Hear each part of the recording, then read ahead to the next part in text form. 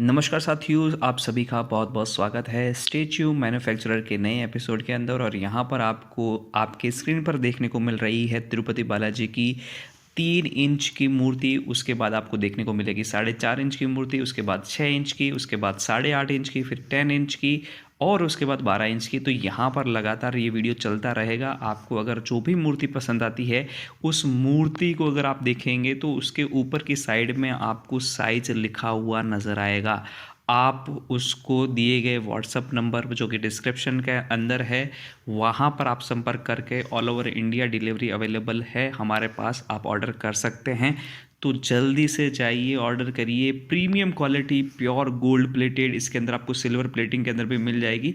आप व्हाट्सएप पर संपर्क करिए, आपको सारी डिटेल वहाँ पर मिलने वाली है। तो फिलहाल के लिए आप देखिए पूरे वीडियो को और चैनल के साथ बने रहें। शेयर ज़रूर करें, सब्सक्राइब करें।